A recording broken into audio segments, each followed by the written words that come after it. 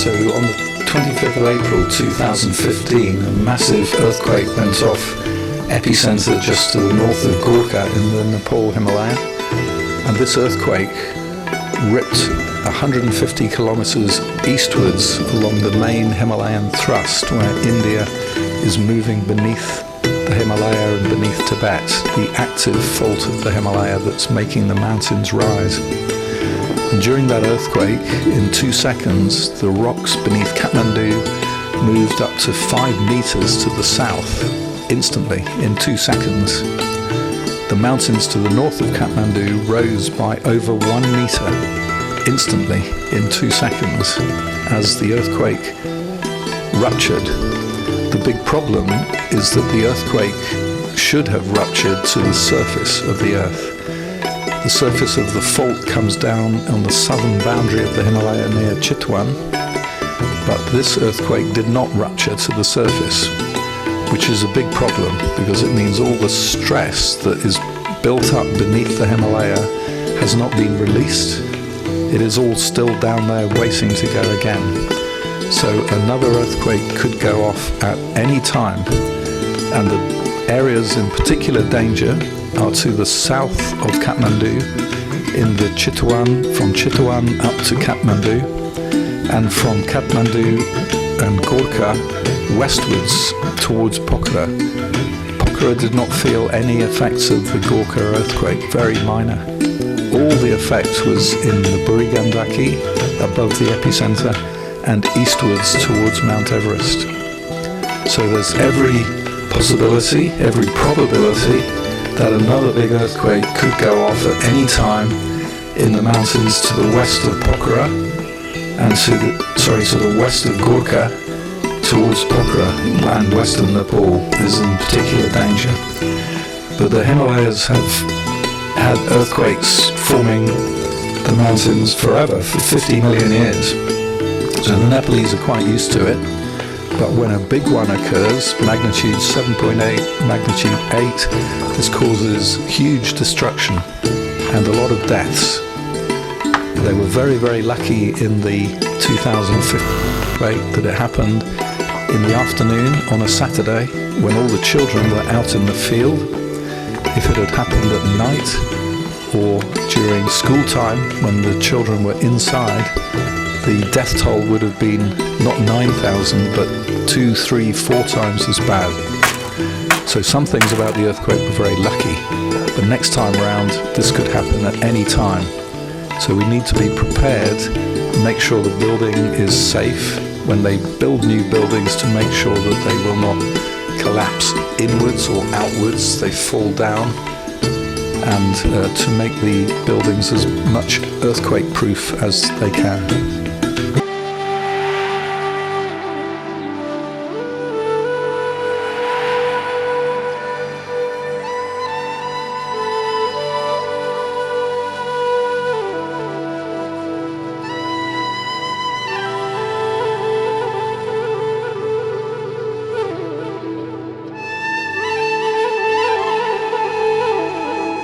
My name is Mike Searle. I work in Oxford University in England, and I work particularly as a geologist on the geology of the Himalaya, the evolution of the Himalaya mountain belt.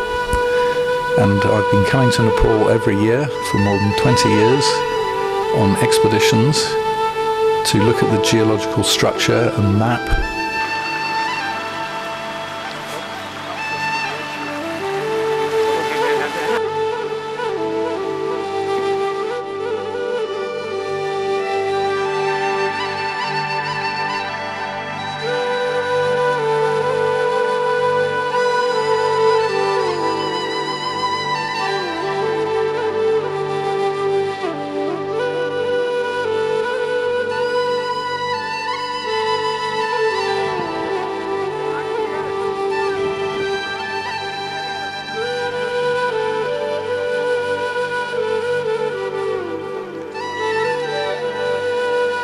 And every year we use the same porters from a small village in Gorkha district, the village of Yarsa. Yarsa is one of 3 villages that make up Kashi. And in the Burigandaki, the Kashi village is on the Ganesh side of the Burigandaki. So we've been using these porters for many, many years.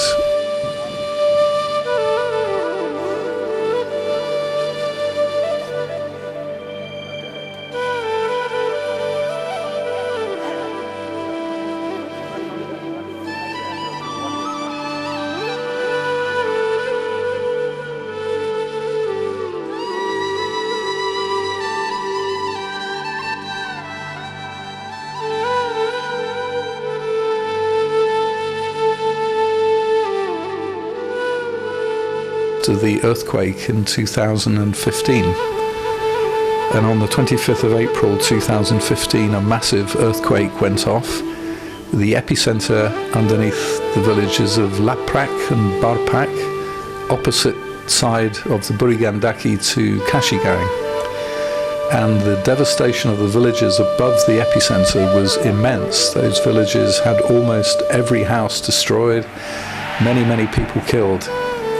So we obviously had to cancel the expedition, and the people we met back in Kashi told me that the village was all collapsed, all the houses had fallen down.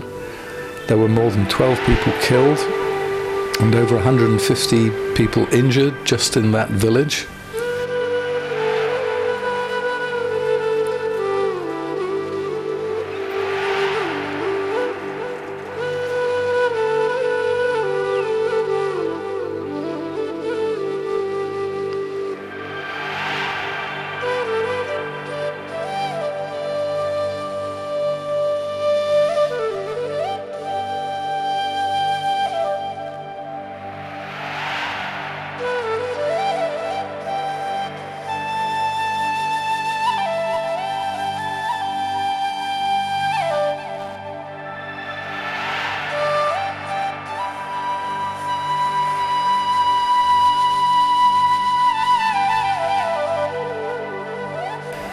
And hundreds of houses collapsed, with a lot of domestic animals, buffalo, cow, sheep, also killed. After the earthquake had a magnitude of 7.8, they had many months of aftershocks, so continued earthquakes coming down, and the whole village was sleeping outside. The houses, the roof had collapsed, they had nowhere to shelter in the rain, and there was big devastation everywhere in the village. It was very difficult to get to the village. The roads were all collapsed and the paths, the trails were all down. So my Siddhar here, Sukaghale, who's from Yarsa village, organised all the help from Pokhara.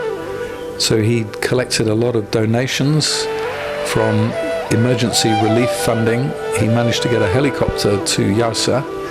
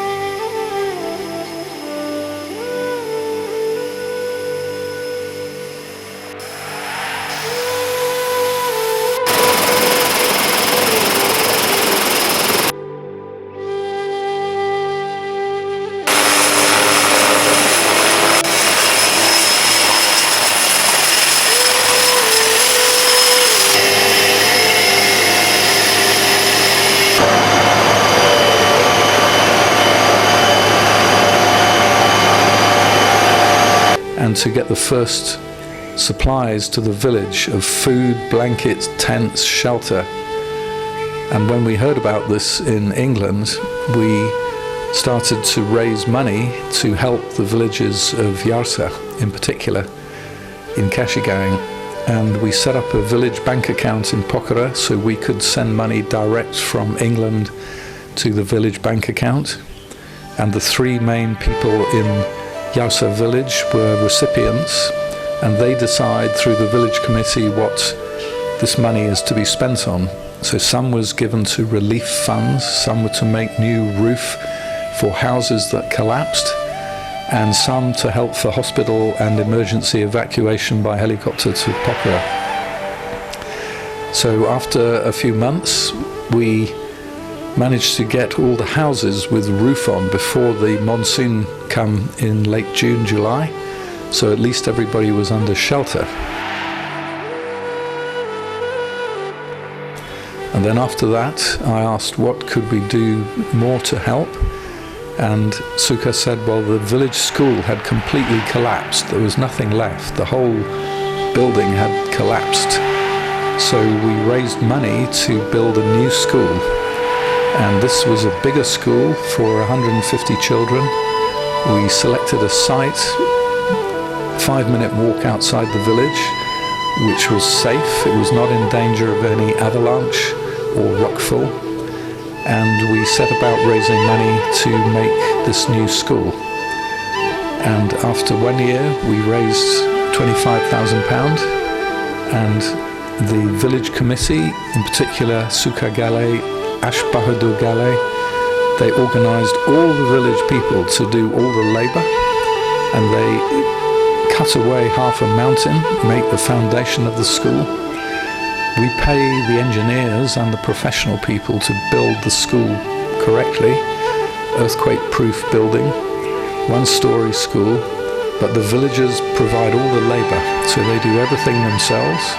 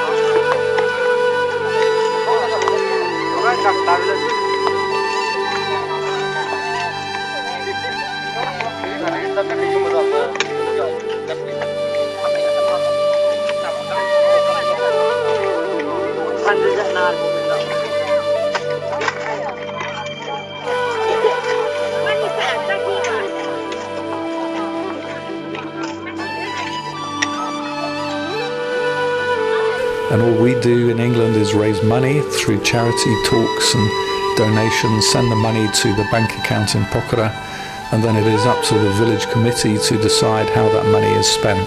No, 1 year after the earthquake, we raised £31,000, and we managed to rebuild the village schools. This is called the Sri Surya Devi Prabhi School.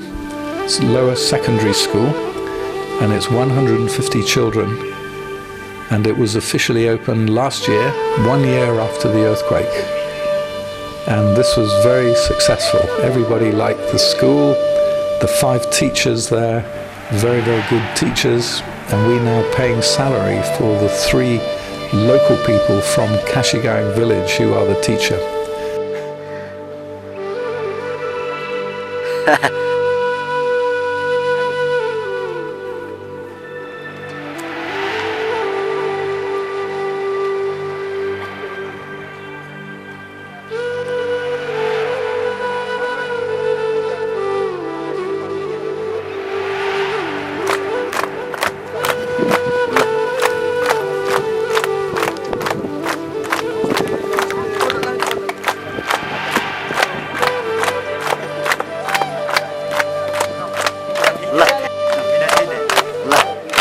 नमस्कार ओहो ल ल thank you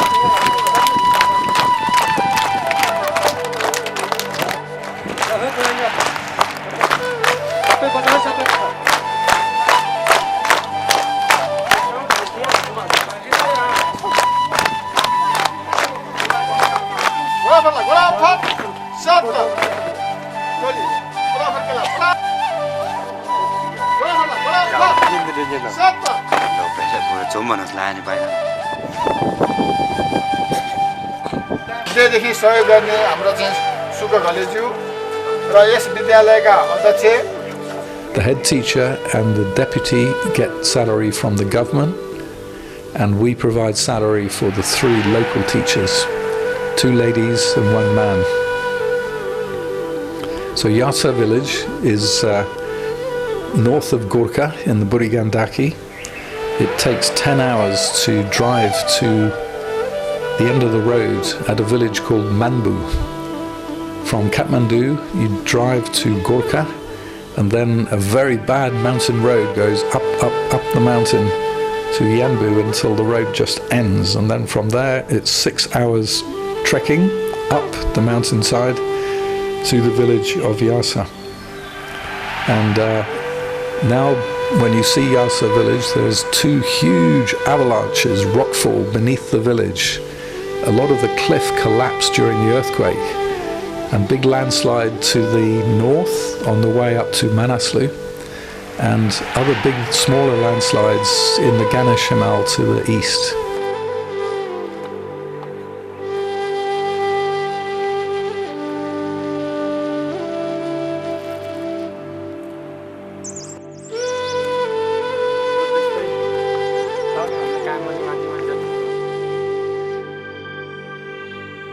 Okay, we are here at Rejed Kola on the way from Manbu to Kashi. Kashi is up top of the cliff, and we are coming to look at the new school we built last year, and we have many more projects in mind. One is to build a trekking lodge here. This is some of the most beautiful countryside in Nepal, Ganesh Himal, untouched virgin forest full of wildlife, and I think it would be very good to have trekking route from Yarsa to over across Ganesh Himal to Langtang. But we need to make infrastructure, so we build campsite and we make new lodge, trekking lodge. But first we have to do school in village Yarsa, and they need a health clinic. So phase 1 is school, now finished. We build 2 more classroom. Phase 2 is clinic, small health clinic. There's nothing in Yarsa now. And phase 3, we make infrastructure for tourism and trekking. It's a very spectacular village, beautiful setting. You walk up through lovely rhododendron forest and juniper and pine, and the village is right at the top of the tree line. All terraced fields where they grow barley and maize and corn, and the village is on a hillside, so it's sloping down, maybe 20-30 degrees sloping down. So very picturesque village, nice old houses, all built of wood, and buffalo and sheep and goats in the lower floor, and the humans on the top floor. And they're very nice people. I've been to the village 3 times now, and I have fantastic reception every time I go. They're very friendly, nice people, the Gale people. And we now continue to help these people because they have no income. All they are doing is farming, so they have no money, but they're very hardworking and very pleasant people. So we now continue to raise money.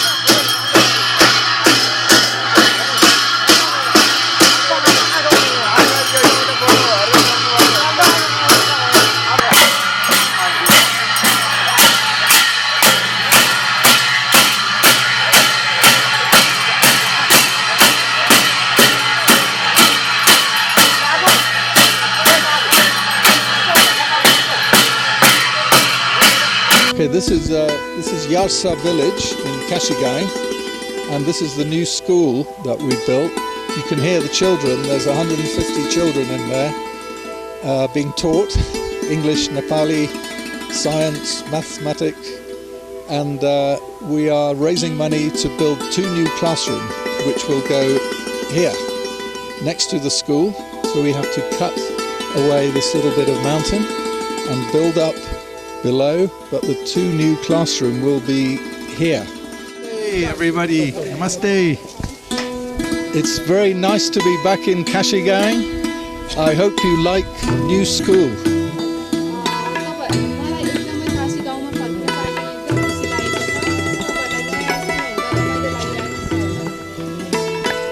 My friends in Oxford University and around Oxford University, Worcester College, Exeter College, Earth Science, we raise money to make 2 new classrooms at the end, and this is the next phase.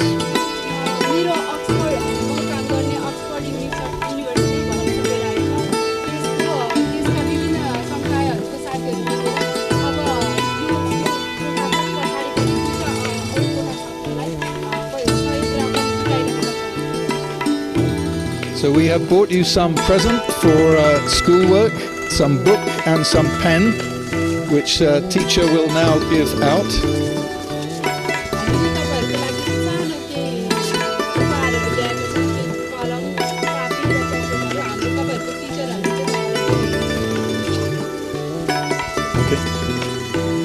Okay, and thank you very much for having me. It's lovely to be back, and we will come back Kashi going many times to make new classroom and new, I hope, new health clinic.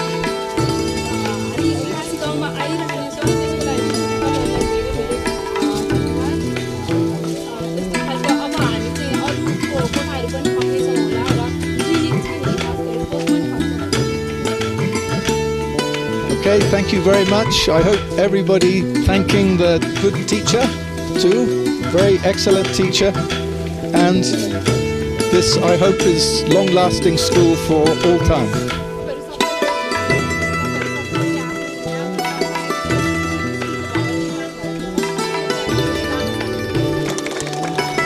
Namaste, thank you.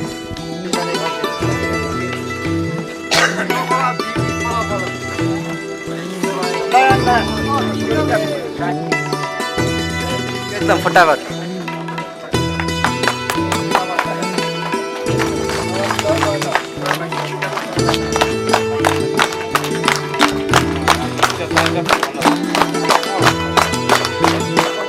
अनि सबै क्लासरुममा गए हुन्छ है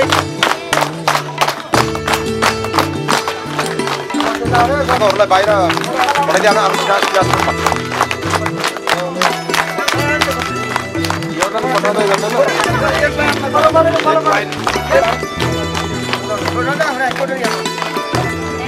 नमस्ते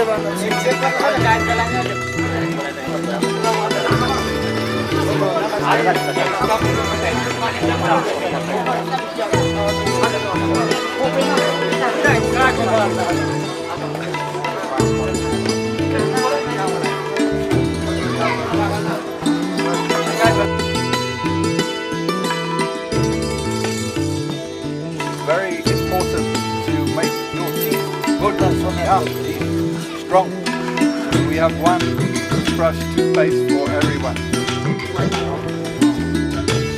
So it's particularly important for the health centre because this village is very remote. It's right up at the tree line, and we have just come back from my 3rd visit to Kashi, and the very night we stayed there, last night before last, Suka's wife gave birth to a baby in the same house where we were staying, and it was incredible. There were no noise, no nothing. I didn't know anything about it until in the morning Kansha comes in with a cup of tea and says, "My wife just gave birth to baby girl."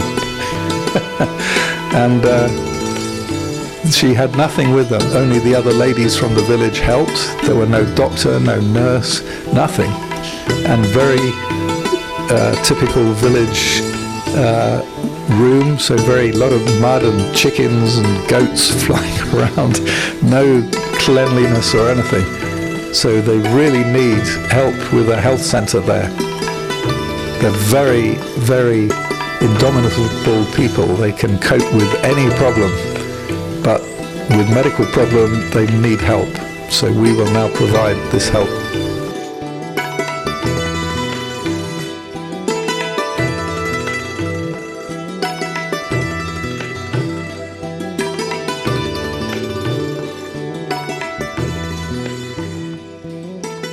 So I first met Suka in 2002 when we were trekking around the Annapurna, and I wanted a porter to help me carry my rocks and my luggage back down to Pokhara along the Kaligandaki. So we met just coming down from the Thornla by accident, and he carried my bag back down to Pokhara.